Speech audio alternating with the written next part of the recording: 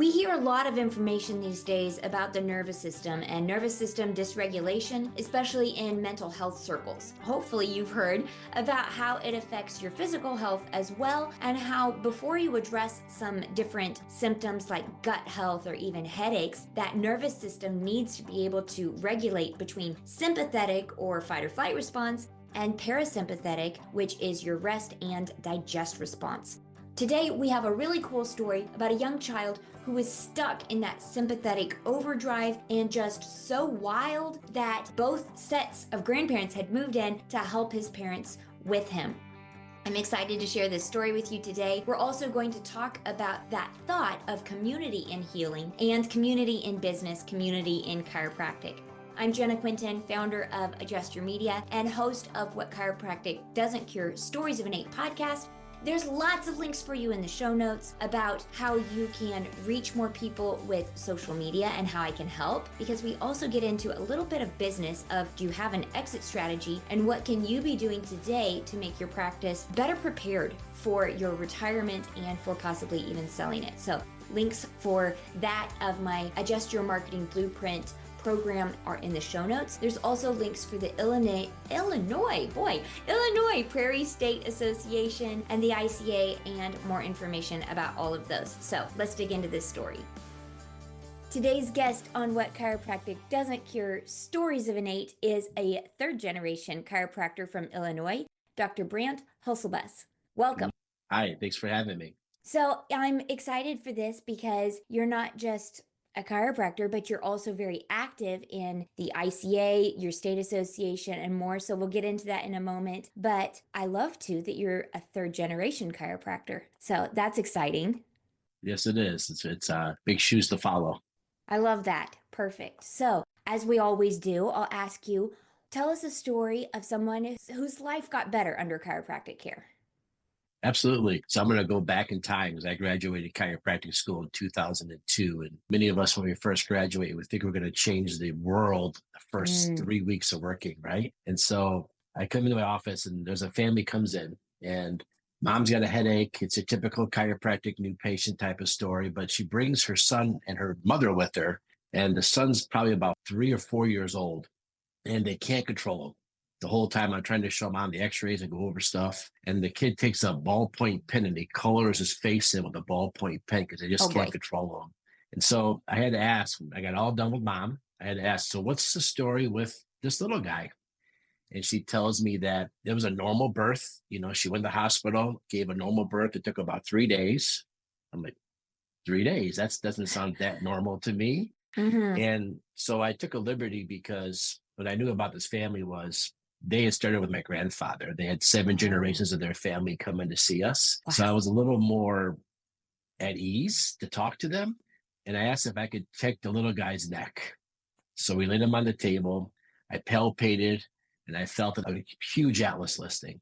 And I talked a little bit more to mom and grandma and stuff. And they told me this little guy has never slept more than 3 hours at a time. They were getting ready to go to a mental health person for children to maybe help find him a pharmaceutical product to help him sit through pre-K3 because he was sent home due to his being rambunctious. So I went ahead and said, well, I'm going to go ahead and adjust him. And so I felt that spot and I just did a little pressure on it, but it was the loudest atlas adjustment I'd ever heard at that time. And I watched the little guy's face turn pale white and then bright red and then go to normal. And he just quietly, peacefully got up and walked over and sat next to mom.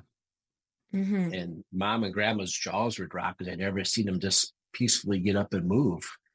They went home, and it's custom for me, if I see a new patient late at night, I'll call them the next morning to kind of see how they did. And mom got so mad because when I called, the phone rang out loud and I woke the guy up. And this is the first time he had ever slept more than 2 hours. This is about 10 hours later. I later found out that both set of grandparents had moved in with mom and dad to help with this guy. And I can only imagine the stress and the family issues they were having with this little guy. So it was quite awesome to see him turn around and bounce back and never got any pharmaceuticals, never went that route. Again, the cool thing was this was 2002. So he graduated high school, all honors. He's going on to college to become an engineer. I tried talked him into chiropractic, but he Yeah. wanted to be an engineer. That's not a bad thing. I always wondered to myself, what would have happened with this little guy had that adjustment not been, had mom not had a headache and came in that day. My grandfather not taking care of her great great grandparents back in the day to make them think chiropractic first. So Yeah. it was exciting. And, I love just the longevity of that you do have an amazing case study there of before, previous generations leading up to, and now you can say, yeah, that was over 20 years ago. And just the power of just being clear at a young age. Yep. It was just like I said, I felt that Atlas. I never felt Atlas like that before. When I was in chiropractic school, I had the benefit of having a nephew that same age. So I got to see him while I was in chiropractic school. So even though I hadn't seen a lot of kids at that point, I did have a lot of experience of a boy at that age. Hmm. So it was so exciting to watch that, just that quick sympathetic, parasympathetic change in him instantly and just get up and instantly stop, just quiet and walked over nonchalant and sat next to grandma. Yes. Well, and I do hear sometimes students who say that they are less comfortable adjusting kids or, that that's maybe not their niche, but what a powerful thing to be able to do that, to impact somebody's life right then and there. And I love too that you mentioned the coloring. Explain that for us a little bit. I think some people would be like, what do the bones have to do with his color changing? Yeah, it's just awesome to see the autonomic response. So this kid's obviously just stuck in fight and flight, vasoconstriction going on, going all out this core, pushing all the blood out to his extremities, be in survival mode. And you just do that adjustment, and you just see everything just go to ease, and then everything just relax. The blood come rushing back up to his head. I got to study with several concussion experts since then. I got to realize we probably, when I did that adjustment, it probably moved his whole brain stem and pushed it back where it needed to be. Some of the work that Scott Rosa does, it was really cool to see kind of maybe that actually would happen without an emotion MRI. I have no idea, but Hmm. to visualize what happened, just to know that all that went in their spinal fluid probably got regenerated. And who knows the pathway this kid would have been on. I do know for a fact he wouldn't have any siblings because there's no way mom and dad are going to have another kid with this kid, but he does Yeah. have siblings now. So, Yeah. Well, and that is such a valid point. I have four kids, and I remember that moment as a young mom, the night my firstborn was born, and being like, I had a great labor and easy birth comparatively, but still 10 hours of labor. I was like, I said out loud, I don't know if I can ever do this again. And then, you add on just the stressors of feeding a baby, whether it's breastfeeding or not. You add on all of the struggles of potty training, not my favorite. You add on, then you mentioned, him trying to go to pre-K. You add on that where you're just trying to teach a kid the days of the week in order and their letters and their numbers. And that's even before they really get into, multiplication tables and having to learn there. And it is so much. It's so much to be a parent. And then you add on these other layers. we got four teenage daughters right now, and they're all wear the same size clothing. So you can imagine them. That's why I love being in the office in the mornings. Yes, yeah. I have seven sisters, so I feel that exactly to my core. There's a lot of negotiating there. I still have some of my sister's clothes, but don't tell them that. So I can imagine if this family had grandparents moving in to help. And I think about even the simple things like meals, the negotiations that go into a child that is in fight or flight. We know that part of that response is digestion shutting down and not being calm enough to just eat. That means nobody's calm enough to eat dinner as a Yeah. whole family. And I was doing the Chestnut CCWP course at this time. So I said, I realized this kid probably wasn't, even if you gave him good food, he wasn't absorbing the stuff he needed because he was so subluxated. So we immediately got him on the right stuff for the fish oil and stuff like that to try to Hmm. get him back to speed as fast as we could, and Yeah. multidisciplinary approach, trying to Yes. help him through holistic stuff. Yes. And that is so key because it is something that I love, that there are other things that we can use as needed.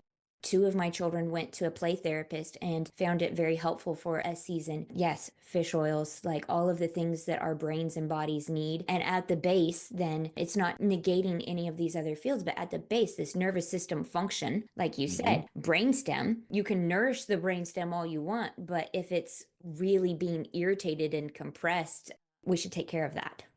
Yeah, it's but get the subluxation adjusted and then give them what they need to keep thriving. Yep. Wonderful. This also makes me think of just, this family brought in community to help them. It makes me think of the power of community in healing, that you as the chiropractor become part of a family's support system, that we're not trying to do it all alone.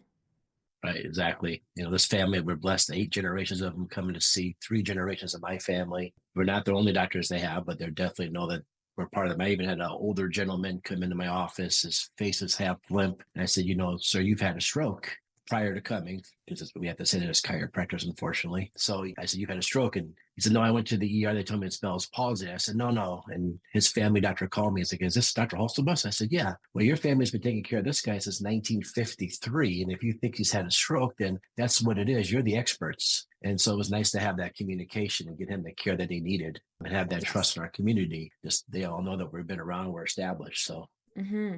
Yeah. Well, and I think about just everywhere in our lives that we see this need for community and continuity. I homeschooled until my kids were in third grade, and, homeschool groups, or, we talk about chiropractors who are part of a family's birth team of, taking care of a mom through pregnancy and postpartum, really as part of the team. I think that's just a really cool thing since 1953. That's so yeah. awesome. Yeah, Grandpa started in 49. So being talking about the healthcare team, I love it when a patient comes in, they're telling me they're going to try to do a natural birth and they're going to try to nurse the baby. And my patient runs the La Leche League in Rockford. So I'm able to introduce my patient to this La Leche League helper. And to me, it's kind of like an emotional high to be able to connect this person with that person. Yes. And I know this person in the Leche League knows that she's having a hard time making milk. The first thing they're going to say is, you need to go get it adjusted. And so when you have those people and then they're thinking about each other and they're thinking about how they can all help each other and they promote each other. So some Yes. of these, I hear about chiropractors trying to do it all by themselves in an island. And even supplements, I refer to the place down the street. And then when they have somebody comes in that's walking funny, they go, oh, you should go see this chiropractor. And just the community of referring to each other, using each other and knowing how to help each other. It's an amazing, it's a great way to get new patients. I'll tell you that much. Yeah. And to just be that resource, it gives you authority and credibility, but it makes you just a pillar of the community in that way too.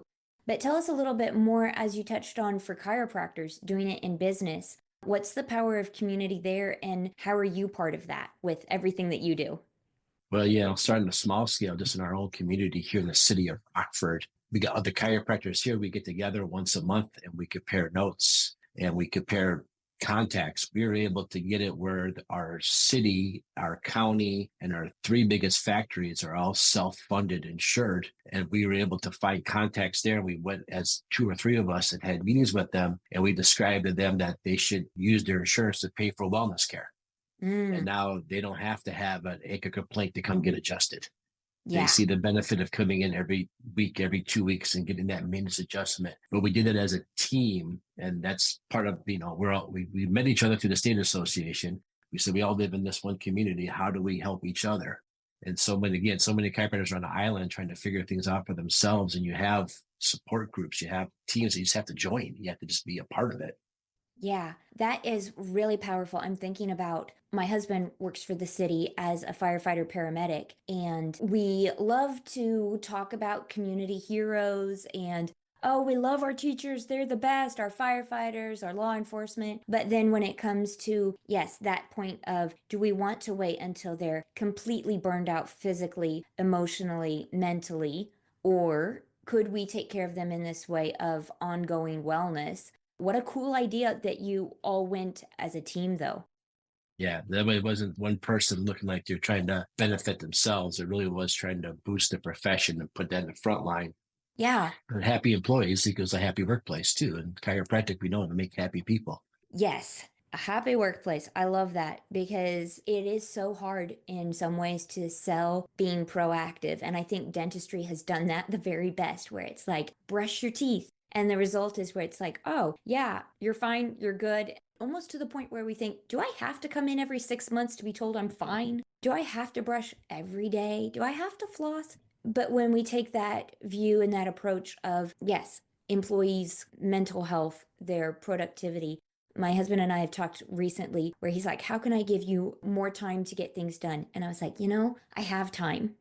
I need to do things efficiently. I need to do things calmly and well. And that's really what you're offering employers, you're offering your community is the opportunity to do things well and efficiently, to be calm, happy, to be energized and ready to go for it and take action.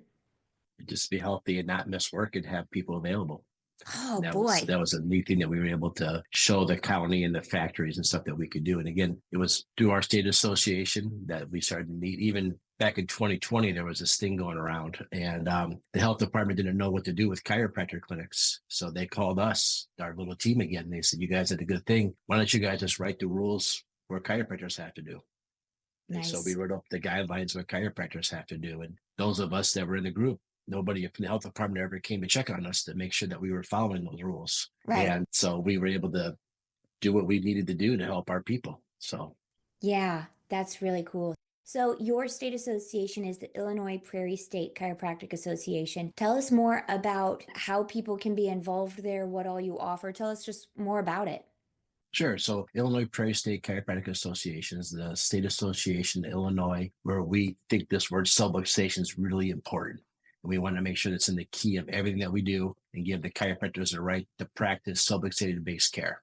We watch laws, we watch regulations, we work with state representatives, and we also work with the individual chiropractors in practice to make sure they're staying compliant. And I tell everyone, you don't have to join a state association and become on the board and do everything.